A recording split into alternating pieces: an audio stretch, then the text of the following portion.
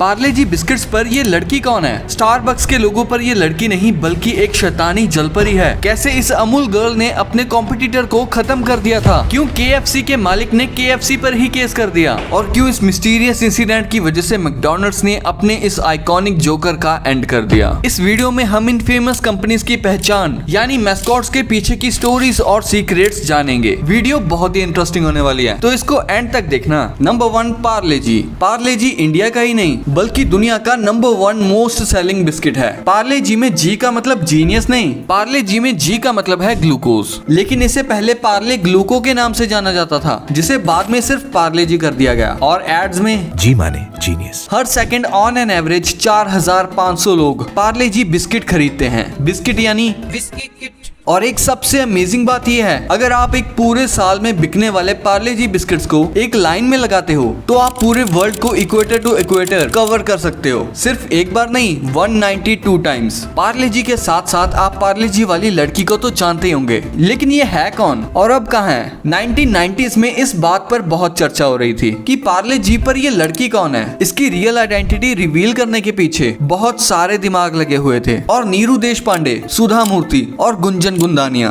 ये 3 नाम सबसे ज्यादा पार्ले जी गर्ल से जोड़े गए। बहुत सारी रिपोर्ट्स में ये भी क्लेम किया गया कि पार्ले जी बिस्किट पर जो लड़की है वो सुधा मूर्ति की बचपन की फोटो है। इसके बाद तुरंत ही सेम चीज नीरू देशपांडे पर भी छापने लगे, जो सबसे ज्यादा लाइमलाइट में बनी रही। रीजनल न्यूज़पेपर में इनकी फोटो के साथ शॉर्ट स्टोरी बहुत ज्यादा शेयर हुई, जिन पर यह लिखा गया था कि ये नागपुर से बिलोंग करती हैं, बहुत हम्बल बैकग्राउंड से हैं और इनके पापा ने 4 साल की उम्र में ये फोटो क्लिक की थी, जो इतनी ज्यादा अच्छी थी कि इसे पार्ले जी के लिए सिलेक्ट कर लिया गया था। लेकिन कहानी में ट्विस्ट तो तब आता है जब पार्ले जी के प्रोडक्ट मैनेजर खुद आकर कहते हैं कि पार्ले जी के पैकेट पर कोई रियल लाइफ इंडिविजुअल नहीं है, इसे तो 1960s में बनाया गया था। ये एक्चुअली में एक इलस्ट्रेशन यानी ड्राइंग है, जिसे एक आर्टिस्ट मगन लाल दहिया ने 1960s में बनाया था, जो कि उस टाइम एवरेस्ट क्रिएटिव एजेंसी में काम करते थे। Number 2, Amul girl. क्या आपको पता है कि अमूल के प्रोडक्ट्स पर ये लड़की कौन है? चलो इसकी स्टोरी जानते हैं। आज से कई साल पहले जब इंडिया में ब्रिटिशर्स का राज था, तब मार्केट में पोल्सन डेयरी की मोनोपोली चलती थी। इसी वजह से फार्मर्स को मजबूरन पोल्सन डेयरी को ही अपना दूध बेचना पड़ता था, जो फार्मर्स को दूध का सही प्राइस नहीं देती थी, जिससे उनका बहुत लॉस होता था। जिससे तंग आकर किसान फ्रीडम फाइटर सरदार वल्लभ भाई पटेल से मिले। उन्होंने किसानों को एकजुट होकर इस चीज को रोकने को कहा और उनकी बातों से इंस्पायर होकर एक फ्रीडम फाइटर त्रिभुवन दास पटेल और डॉक्टर वर्गीस कुरियन, जिन्हें हम फादर ऑफ व्हाइट रेवोल्यूशन के नाम से भी जानते हैं, इन्होंने पोल्सन के खिलाफ मार्केट में खड़े होने के लिए गुजरात के कायरा डिस्ट्रिक्ट में एक कोऑपरेटिव सोसाइटी बनाई, जिसको बाद में डॉक्टर वर्गीस कुरियन ने अमूल का नाम दिया। इससे फार्मर्स ने अपनी मिल्क प्रोसेसिंग और डिस्ट्रीब्यूशन शुरू की और पोल्सन को कंपटीशन दिया। देखते ही देखते ये रेवोल्यूशनरी स्टेप बढ़ता चला गया और उन्होंने पोल्सन को अपना मिल्क सेल करना बंद कर दिया और पोल्सन डूबने की कगार पे आ गई। 1960s में अमूल का डायरेक्ट कॉम्पिटिटर पोल्सन बटर था। पोल्सन बटर इंडिया के घर घर में बहुत फेमस था अपने सॉल्टी टेस्ट की वजह से। तो इस पोल्सन बटर को टक्कर देने के लिए अमूल गर्ल को बनाया गया था और वो सिर्फ ये मुकाबला जीती ही नहीं बल्कि उसने हर एक इंडियन का दिल भी जीत लिया। अमूल गर्ल को बनाने के पीछे डॉक्टर वर्गीस कुरियन का दिमाग था। वो अमूल के लिए एक ऐसा मैस्कॉट चाहते थे जिससे इंडिया का घर घर रिलेट कर पाए, जिसके लिए उन्होंने उस टाइम की फेमस एड एजेंसी के MD सिल्वेस्टर डाकुना से कॉन्टेक्ट किया, जिन्होंने अपने आर्ट डायरेक्टर यूस्टस फर्नांडिस के साथ मिलकर अमूल गर्ल को डिजाइन किया। अमूल गर्ल को हैंड ड्राइंग से बनाया गया था। सिल्वेस्टर डाकुना अमूल गर्ल को आसान रखना चाहते थे, क्योंकि उस टाइम ज्यादातर बैनर्स और होर्डिंग्स पर हाथों से ही ड्राइंग करनी पड़ती थी। इस सभी के साथ उसका अट्रैक्टिव होना भी जरूरी था। तो इस तरह इन्होंने बनाई अमूल गर्ल, जिसको यूस्टस फर्नांडिस ने ड्रॉ किया। एक नॉटी छोटी इंडियन लड़की, नीले बाल,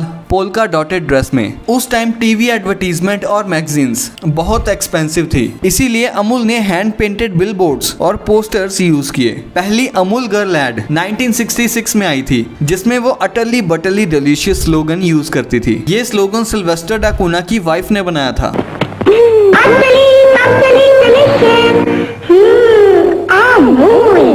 अमूल गर्ल रिलेटेबल और करंट इवेंट से रिलेटेड एड से फेमस हो गई। सिल्वेस्टर डाकोना ने जल्दी ही day to day related issue से रिलेटेड होर्डिंग्स और एड कैंपेन स्टार्ट किए और ये एड कैंपेन्स इंडिया में इतने फेमस हुए कि इसने इंडिया में सबसे लंबे टाइम तक चलने वाली एड कैंपेन के तौर पर Guinness book of world records में अपना नाम भी दर्ज करवाया। अमूल गर्ल इतनी फेमस हो गई थी कि वो एक सोशल कमेंटेटर बन गई जो पॉलिटिक्स से स्पोर्ट्स तक हर टॉपिक पर बात करती थी। ये यूनिक स्टाइल अमूल को प्रमोट करता था और पब्लिक को कनेक्ट करता था। जल्दी ही अमूल गर्ल इंडिया की फेवरेट एडवर्टीजमेंट आइकॉन बन गई। अमूल की ताकत पहले किसान थे, इसीलिए आज तक इस कंपनी ने शेयर मार्केट में लिस्टिंग नहीं की है, क्योंकि अगर कंपनी कॉर्पोरेट वर्ल्ड में घुस जाएगी तो उस पर से किसानों का हक चला जाएगा। इसीलिए अमूल्य वर्ड से इंस्पायर्ड अमूल यानी आनंद मिल्क यूनियंस लिमिटेड आज तक किसानों के साथ जुड़ा हुआ है। आज के समय में अमूल को भारत के 36 लाख किसान और 18 मिल्क यूनियंस मिलकर चलाते हैं और इन सब की मार्केट शेयर में बराबरी की हिस्सेदारी है। नंबर 3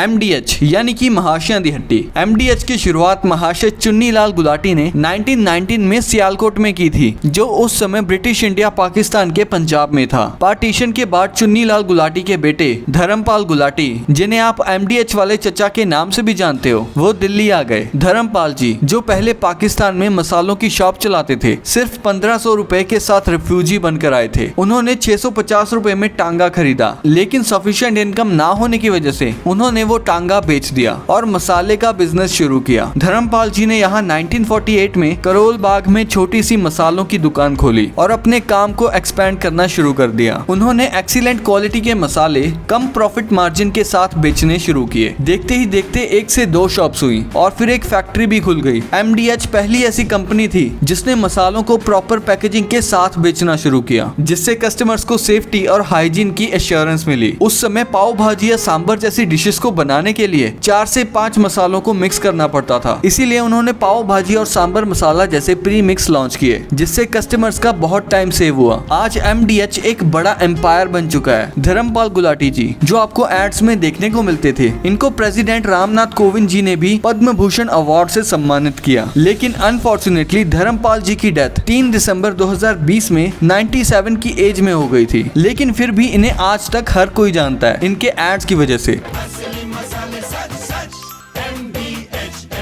नंबर 4 KFC यानी केंटकी फ्राइड चिकन। इसका नाम तो आपने सुना ही होगा या कभी KFC गए भी होंगे खाने पीने। KFC की शुरुआत कर्नल हार्लैंड सैंडर्स ने की थी, जिनको बचपन से ही खाना बनाने का बहुत शौक था, पर उनका जीवन इतना भी आसान नहीं था। 5 साल की उम्र में पिता की मौत, 7 साल की एज में घर की जिम्मेदारी, शादी के बाद डिवोर्स और 10 से भी ज्यादा बिजनेस फेल होने के बाद सैंडर्स ने एक गैस स्टेशन खोला। वहाँ आने वाले कस्टमर्स के लिए खाने का ऑप्शन ना होने की वजह से उन्होंने एक छोटा सा रेस्टोरेंट स्टार्ट किया, जहां उनके फ्राइड चिकन की टेस्टी रेसिपी लोगों को इतनी पसंद आई कि रेस्टोरेंट का प्रॉफिट गैस स्टेशन से भी ज्यादा होने लगा। पर हाईवे बनने की वजह से उन्हें अपना काम बंद करना पड़ा। लेकिन अब कर्नल पिछले 10 फेल बिजनेसेस की तरह इस बार हारने को तैयार नहीं थे, इसीलिए वो अपनी यूनिक फ्राइड चिकन रेसिपी को लेकर हजारों रेस्टोरेंट्स के चक्कर लगाने निकल पड़े। आखिर एक कंपनी को उनकी रेसिपी पसंद आई और 65 की एज में कर्नल सैंडर्स KFC के मालिक बन गए। KFC की पहली ब्रांच 1952 में यूटा में खुली थी और धीरे धीरे KFC इतना ज्यादा पॉपुलर होने लगा कि उसके बहुत सारे रेस्टोरेंट्स खुलने लगे। लेकिन इतनी ज्यादा ब्रांचेस को मैनेज करना कर्नल सैंडर्स के लिए मुश्किल हो गया था, तो उन्होंने 1964 में KFC को $2 मिलियन में एक थर्ड पार्टी कंपनी को बेच दिया। लेकिन उनकी शर्त ये थी कि कर्नल सैंडर्स KFC का फेस बने रहेंगे और KFC की मार्केटिंग में अपना कैरेक्टर यूज करेंगे, जिसके लिए उन्हें अलग से $6,000 की सैलरी दी जाती थी। लेकिन वो कंपनी वाले पैसे बचाने के लिए फ्राइड चिकन की रेसिपी के इंग्रेडिएंट्स में कमी करने लगे, जिसका जब सैंडर्स को पता चला तो वो बहुत गुस्सा हुए और उन्होंने अपनी बीवी के नाम से शेल्बीविल में क्लाउडिया सैंडर्स के नाम से एक रेस्टोरेंट खोला, जिसमें वो अपनी ओरिजिनल फ्राइड चिकन रेसिपी बेचने लगे, जिसकी वजह से इन्वेस्टर्स ने उन पर केस कर दिया। सैंडर्स ने भी उनके नाम से ब्रांडिंग करने के लिए उनके ऊपर केस कर दिया और सेटलमेंट में उन्हें $1 मिलियन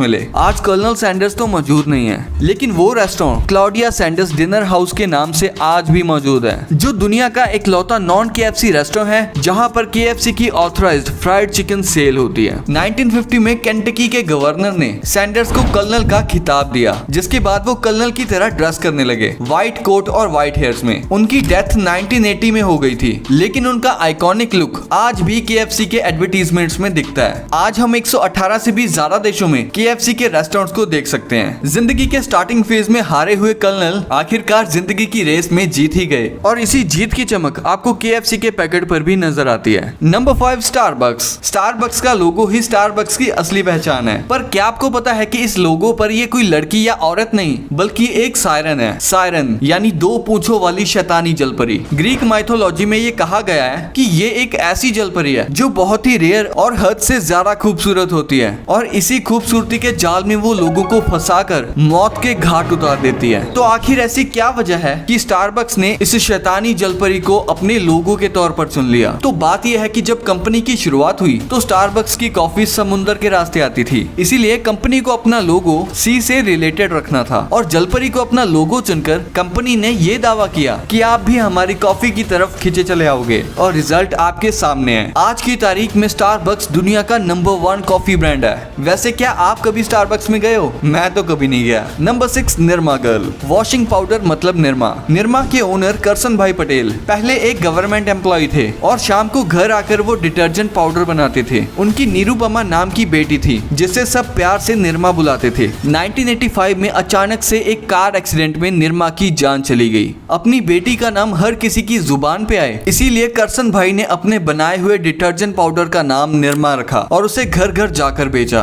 पर कमाल की बात तो ये थी कि उन्होंने वो पाउडर 3.5 रुपयों में बेची थी, और तब सर्फ का पाउडर 13 रुपए में मिलता था। सस्ता पाउडर मिलने की वजह से गरीब लोगों के साथ साथ अमीर लोगों ने भी उसे खरीदना शुरू कर दिया, और ये पाउडर इतना फेमस हुआ कि आज भी हम वॉशिंग पाउडर कहें तो एक ही नाम आता है, निरमा। Number 7, McDonald's joker. क्या आपको मैकडॉनल्ड्स के इस जोकर का नाम पता है? 1960s में जब मैकडॉनल्ड्स का बिजनेस बहुत अच्छा चल रहा था, तो उन्होंने मैकडॉनल्ड्स की मार्केटिंग के लिए एक मैस्कॉट या सिंबल का सोचा, जिसको वो बच्चों से रिलेटेड रखना चाहते थे। उन्होंने गोल्डस्टीन नाम की एक एडवर्टीजमेंट एजेंसी को ये काम दिया। अब क्योंकि बच्चों को कार्टून बहुत पसंद आते हैं, तो उन्होंने एक हाथी वाला मैस्कॉट सजेस्ट किया, बट मैकडॉनल्ड्स को कुछ इनोवेटिव चाहिए था। तब बहुत सोच विचार करके उन्होंने एक जोकर को मैस्कॉट बनाया, लेकिन 2016 में कुछ मिस्टीरियस इंसिडेंट्स ने इस जोकर को एंड कर दिया। अगस्त 2016 में एक बच्चे ने पेड़ों में छिपे एक स्केरी क्लाउन को देखा जो डरावनी आवाजें निकाल रहा था। फिर लोगों को रोनाल्ड मैकडॉनल्ड जैसा एक स्केरी क्लाउन अपने घर के आसपास और खाली रोड्स पर नजर आने लगा, जो क्रीपी सी स्माइल के साथ उनका पीछा करता था। क्रिमिनल्स क्लाउन्स की कॉस्ट्यूम पहनकर